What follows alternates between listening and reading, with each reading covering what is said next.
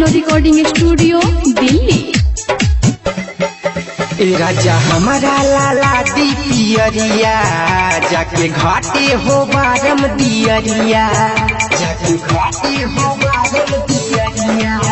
राजा हमारा लाला दी पियरिया जाके घाटे हो बारम दियरिया। लेके पूजावा के थाली चले लागे हाली हाली, लेके पूजावा के थाली चले लागे हाली हाली। और मांगे मंगन मानु हो छठी माई दी है लाला नवानु हो, सरधा पूरा दा सजन मानु हो। छठी माई दी है लाला नवानु हो, सरधा पूरा दा सजन मानु हो। संदीप सरधा पूरा दा सजन मानु हो,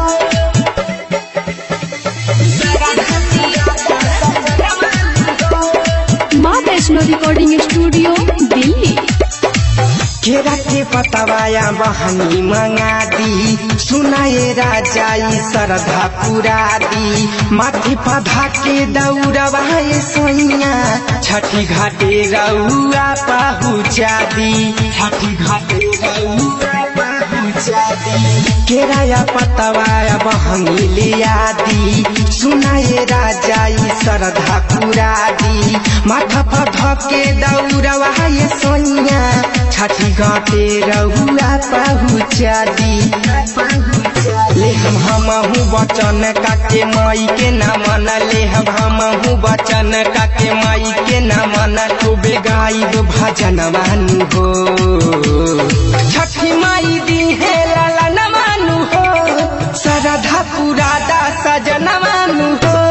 छठी माई दी है लाला न मानु हो, सरधा पूरा दा सजन मानु हो।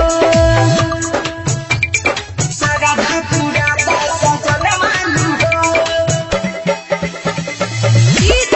संदीप सरधा पूरा दा सजन मानु हो। माँ वैष्णो रिकॉर्डिंग स्टूडियो दिल्ली। रामू सूरज पिया करा जानी लेट हो, झटावे सभे हमर फूला पेट हो।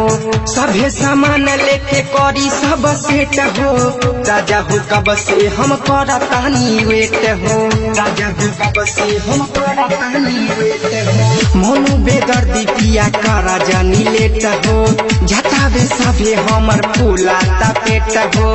सभे सामान रउआ करी नु सेट हो, राजा हो कब से हम करतानी वेट हो। नहीं करा तू बहाना, तोहर आदत बा पुराना। नहीं करा तू बहाना, तोहर आदत बा पुराना। जाके ले आई सावन मानु हो, छठी माई दी है लाला न मानु हो, सरधा पूरा दा सजन मानु हो। छठी माई दी है लाला न मानु हो, सरधा पूरा दा सजन मानु हो। राजा हमारा लाला दी पियरिया जाके घाटे हो बारम दियरिया। लेके पूजावा के थाली चले लागे हाली हाली, लेके पूजावा के थाली चले लागे हाली हाली। और मांगे मंगन मानु हो, छठी माई दी है लाला